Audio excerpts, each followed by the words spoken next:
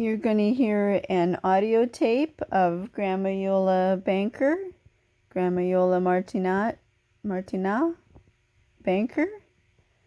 And I'll show you photos that are important to the family. The first photos I show will be of Grandma Iole's last month here on Earth. This photo was taken exactly a month and like a day before she passed away. And there's also photos that show her blood pressure and oxygen level, and it was the pulse rate that I should have been paying more attention to. It was going up, consistently, and that was a warning sign that there was an infection, but I didn't know that. Okay, so here we go.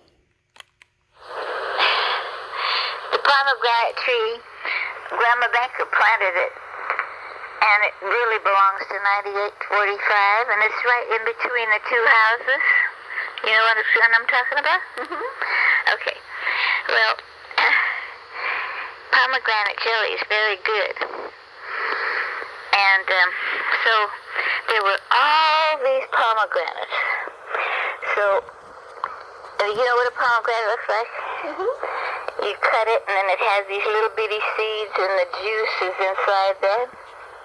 It stings. It stings? Stains? Yeah, I think it probably does. But the idea was to get the juice out of the pomegranates. So,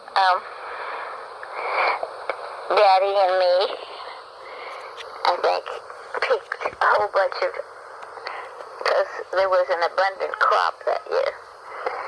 So, we had to cut the pomegranate, like we did it over at 9863 on the long bar. So there was,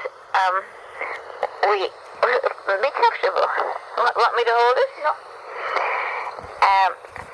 We cut all the pomegranates, and then I'm not sure how we got the juice out, whether we did it with a juicer or maybe we did it with the juicer. And then, yeah, I think we did. But anyhow, the stack was about like from where the table is to the lamp. We did that many. You mean like about 3 feet? It was really big, really tall, maybe not 3 feet, maybe 2 feet. But, so we had to, and then, see, when you squeeze the juice, there's still like a little membrane around each seed. So in order to just get the juice and not the membrane, because after you squeeze it, you have to cook it a little bit and put a little bit of sugar to preserve it and make the jelly. This was written in Grandma Iole's dialect. Vui bang means I love you. Vui pi bang means I love you more. And Bel Bambin is like little kid, kind of like bambino, bambina. Bambin is little kid, so Bel is like pretty and cute, I forgot what culetto means. So, like you say, there was pomegranate juice everywhere. So then my mom made a little sack, like one that's made out of gauze. What do you call that? Like cheesecloth. And so we put all the pomegranates that we had tried to get the juice out of, and because there was still plenty of juice in there, so we put it all inside this sack that my mom had made. And then we hung it up on we had a hanging down lamp. I don't know how we arranged that, but so we had to let it drain. In the house? Yeah. What did it drain into? A pan. And Buona Pasqua, that's in Italian, just means Happy Easter, Principessa mia, my princess, because we watched that movie together many times. Life is beautiful, la vita è bella, and they say principessa in that movie a lot. So it was so funny because here was this weird thing of pomegranate juice drip, drip, drip, drip, drip. But we had so much fun making it. It was really fun. So anyhow, we did that. And this is a hat that I got for Grandma Iole. This was for the last Christmas that we spent together, or maybe it was for her birthday. No, I'm pretty sure. No, it was definitely for Christmas. Yeah, definitely Christmas, because I think she wore it to Christmas dinner at the Embassy Suites hotel where we had dinner our last Christmas. And I spent a long time looking on the internet, kind of researching to find something related to Laura Scudder, because her dad did a little cement work for Laura Scudder, and she's the one that made potato chips, the first potato chips that Grandma Iole had ever tasted. So they didn't really have potato chips anymore to buy, just dips and stuff like that. But I found this hat, and Grandma Iole liked to wear hats, especially after, since we didn't go to the beauty salon anymore. So just to kind of cover her head up and her hair, and for the sun sometimes too. Okay. See here. Making it was really fun. So anyhow, we did that, and the pomegranate jelly turned out really good. When it was all done dripping, what part did you use?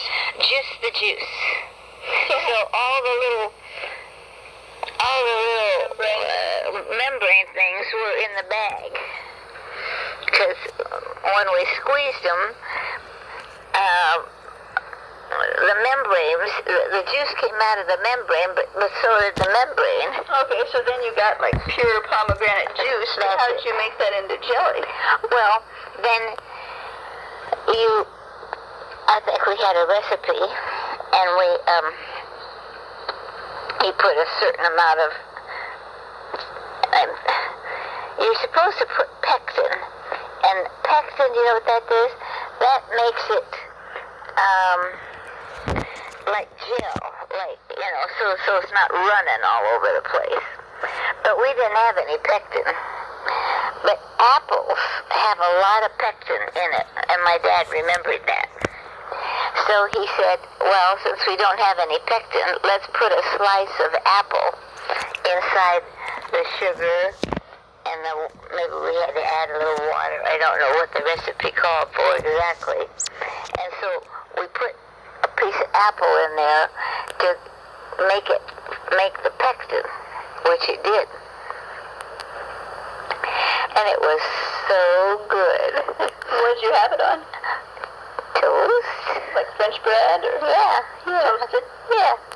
Like strawberry jam or something, but but it was really weird to see this great big stack of pomegranate. Was the stack of pomegranates in the house? Mm-hmm. We picked them first and then came in and made the jelly. But it took us quite a long time to cut every one of those and squeeze them, and then put them in the sack. How long did it have to drain in the sack? Well, we drained, I forget now, but it was overnight or something? Probably. It was a long time, but if you came in our house, it looked kind of weird to see this sack with drip, drip, drip, drip, like red blood, or something.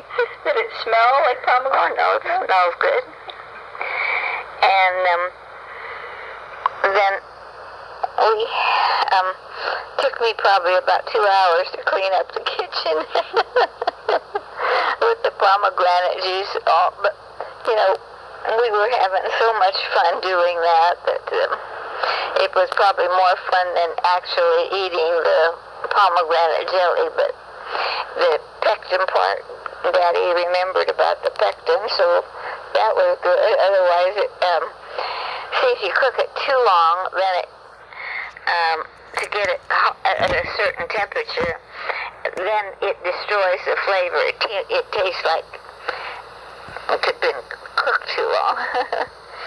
So this was just right. So every once in a while we'd stir it, and then we'd taste it, and we'd taste it and stir it, and each one would give our opinion. No, not quite done. Oh, we need a little more sugar.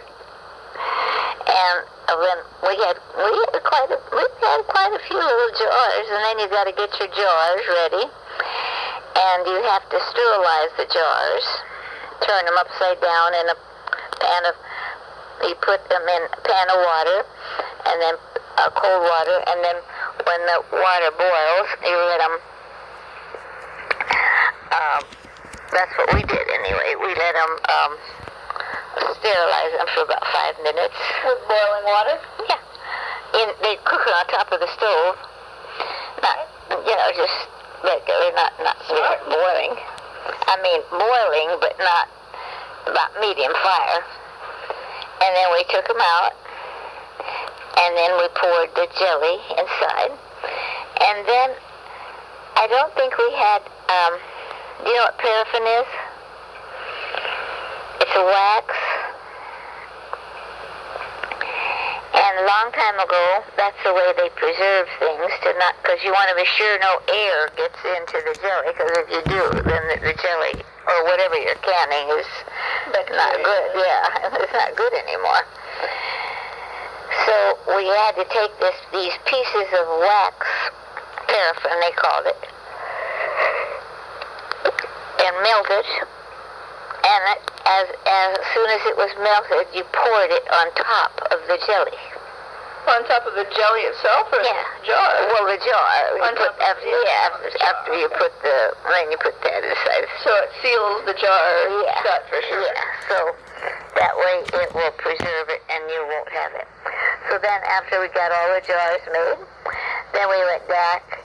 Then we stored them in Daddy's cellar, which was a good place to keep stuff like that. So that was fun. You were born. Yeah? These are hazelnuts, which are the kind of nuts that our cousins grow in Italy. It's a Christmas tree made out of little hazelnuts. Then we went back. Then we stored them in Daddy's cellar, which was a good place to keep stuff like that. So that was fun. You were born. Yeah? Of course. What are you going to tell me about? I'm going to tell you about the night you were born. I had been in the hospital several times with my parents and with Iole Banker, and it was going in the hospital was never a very pleasant experience for me. So I always remember saying to myself, "Oh, this is going to be a really wonderful experience. I'm going to the hospital for a happy time." I didn't realize at the time how happy it was going to make me. What a big pest, huh? Yeah, sure. And so your daddy called. Oh, I know. Mom and your daddy went to eat they went to the mall, and they were going to eat at the mall. And then Mom says, "Well, I don't know.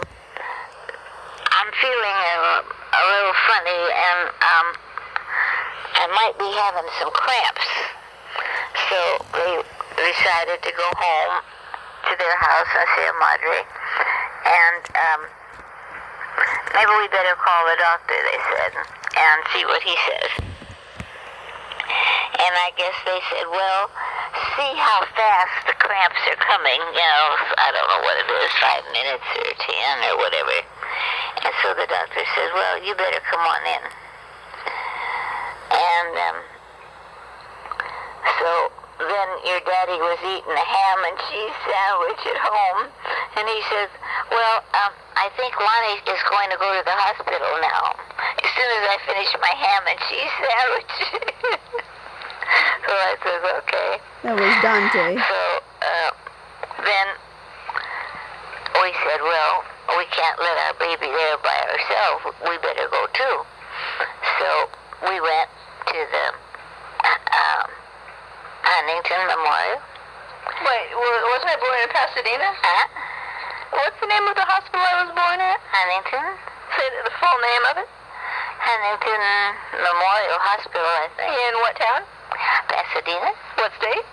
California. Zip code?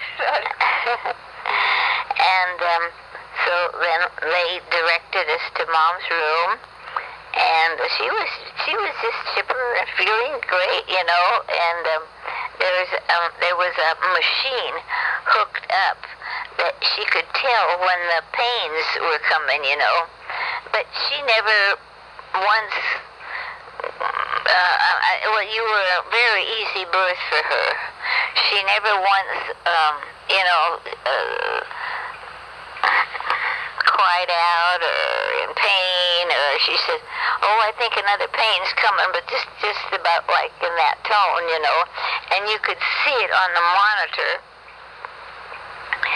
I don't know, whatever it did, wiggled the needle, and then I guess the nurse or somebody said, well, I think it's about time we take her in to the, because she was like in a private room, and so they wheeled her out, and so Bob and I went and sat in the waiting room, and I was remembering, and I said, oh, this was just, it wasn't like my mom or dad or Grandma Banker or anybody that, was always, you were always on pins and needles. But I got to think that, oh, Lonnie's going to have a baby, and that's going to make me so happy, and I didn't really know how happy it was going to make me. You are the most, I didn't realize then, of course, how wonderful you are. So, anyway, so we sat on I don't think we had to wait too long, and then your dad went in with Mom, and they always make you wear a gown, to be real sterile, and the hat and everything. And so finally at 12:01, that would be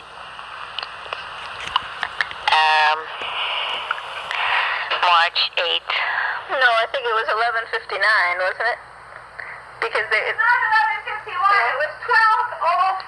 Oh, 12:05. Was that? Oh yeah. 15. Because they wouldn't have put that down.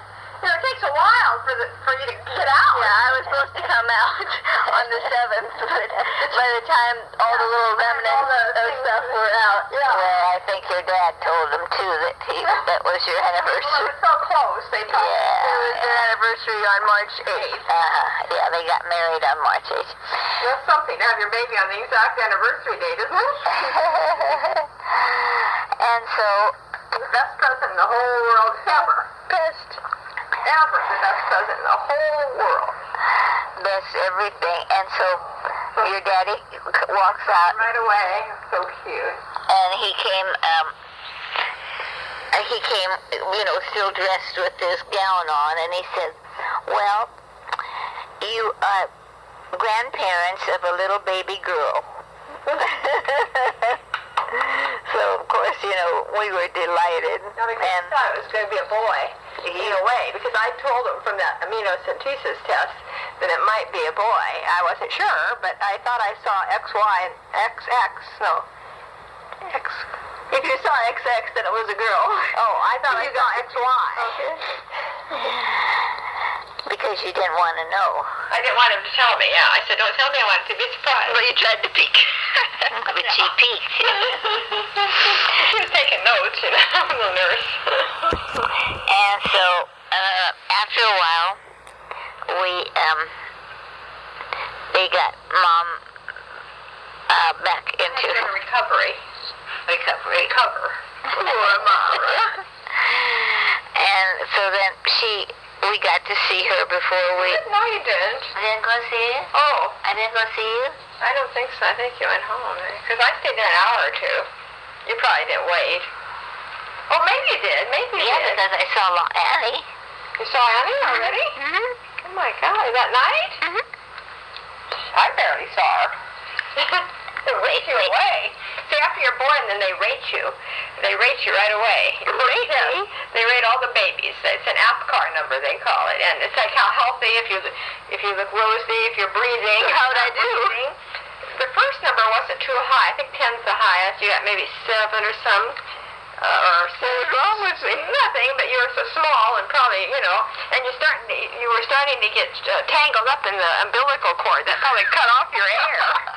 Get the hell out. Because they rushed into the, when they could see that thing was getting tangled already because it suffocates the babies. They whisked me into the delivery room, No wonder I always feel like I have trouble breathing. And then thank God, you just popped right out. So you needed air, I guess. But then they give you 2 numbers, and then they wait a few minutes, and then you came up to a 10, I think, or 9 or 10 probably. Late bloomer. Yeah. Well, they give you 2 numbers. You were. Yeah, well, if you got some air, you were perfect. Yeah, she was like yellow jaundice right All there. babies have that, yeah. And after a day or 2, they look at it, and the babies are a little bit jaundiced, so they give you, I think, a shot of something in your ankle. With all this a little iron or something. All this constriction of air. Did I turn blue like a little smurf or something? You were blue. No blue. And so then after they got you all cleaned up and whatever they do to you, and so then they go put you in the incubator. And then you saw her then in the incubator. Yeah, she wasn't in. Was she in an incubator? She wasn't in an incubator. It's a little. They call it they don't call it incubator. They call it box. Well, it's a little like a preamble or something. They call it a little special thing for babies. Little cradle, little bed. Baby, little thing. And there was a million little babies in that night. They said, when I went in the delivery room, had been one of the busiest nights in the hospital. They had one baby after another. So thank God when I got there, it slowed down, I might have had to wait to get in there. So they didn't get me confused with somebody? No, they didn't. But one nurse, I was hers. And then they used to bring you in to let me breastfeed you. Not that night, but the next morning. And then, because I stayed about a week in the hospital to enjoy relaxing, and they were showing me how to bathe you and change your diapers and stuff. And one nurse would come in and bring you at night, and then she would always say, well, I've always wanted a baby just like this, and she's just perfect, and I was getting all worried, because she would always say, if you want a baby, I really wasn't worried at the time. I've seen more movies now where they steal the babies. But they put a tag around you right away with your name. A little tag. So it's definitely you. And so Bob and I think we said goodnight to Mom, and then we went, and they have a viewing room. Well, good morning. Good morning. Night. Oh, well, yeah, morning. Early in the morning. Whatever it was. And they put all the babies in one room. In the nursery. The babies stay in the nursery except to breastfeed. They go to their mom. Otherwise, they're in the nursery. The nurses can watch them all the time. And so, we asked which one was the Coates baby. They all look alike, but they wrap you up so much because at first you're supposed to be all wrapped up so you're still like in the womb, Otherwise, if you're just out in the open, you get real coming into the world is quite a shock. They say it's one of the most traumatic things that happens to you, being born. Here you're protected and cozy and warm and get all your food, and all of a sudden you're thrust out in the cold air and the lights, the bright lights, and when you're first shooting, I don't think you see for about a month really too good. You remember this, don't you? You remember when you first came out? No, I don't remember. Nobody remembers that, I don't think. But that's what I've read. And so you were there in your little in the nursery, and probably there were so many that night that the whole room was probably full of babies all walking and so they pointed Annie out. You were sleeping, and she was resting after her ordeal. Mama was resting and you were resting. I think when I got there, you woke up. Of course I woke up. And so we said, night, little one. We had a name. Had you had a name already? Yeah, we had a name. If it was a girl, we were thinking more of a boy. I think we did. What was my name? We had a several. It was going to be a boy. Hillary. We were into hiking up Mount Everest. Hillary, is that a girl name? No, Hillary was the one that climbed, Oh my God, thank God I wasn't a boy. You were going to name me Hillary. No, maybe that's the last name. Wait a minute. What was the one that climbed Mount Everest? You were going to name me after the person that climbed the first one to conquer Mount Everest. Then I would have had to climb Mount Everest. And so then we said goodnight, and so then we went home, and I didn't call my mom that night because she was sleeping. I waited until morning to tell her, I think. And of course, she and my dad, they were out of their mind. They were so happy that Lonnie was okay and you were okay. That's the most important thing. And then we went to visit you every day. And Grandmama got all dressed up, and she wore her 3-inch heels. Yeah, she tripped and fell. But she didn't tell me that when she came to see me. But she had a pink dress. Yeah. I think I remember a pink dress. She did have a pink dress. Oh, that's a good. I don't think you remember that, but you probably saw some pictures of it later. I think. Did you get to hold her? Or? No. No. You dropped me later on. No, that's we didn't go. You got the whole. I don't think anybody is in the room when you're nursery. You don't want any germs. Yeah. Inside. And I guess that was. I have never ever seen Mom so happy. I've never been so happy. I was real happy. She was out of her mind with happiness, and my mom. You wouldn't have recognized her because I was ecstatic. You're always ecstatic. This was a different kind of happiness that I've never seen Mom. No matter glowing when she graduated from high school or college or anything, or her marriage or nothing, wasn't anything like the happiness she had with. I loved my baby so big, even before she was here. And then when I saw her, wow. I did that? I did. Well, me and your dad. Do it alone too well. Here's what you created. Look what I created. A beautiful masterpiece. And then each year, it just gets better and better and better. You're so funny. I'm not eating. Let's go eat dinner.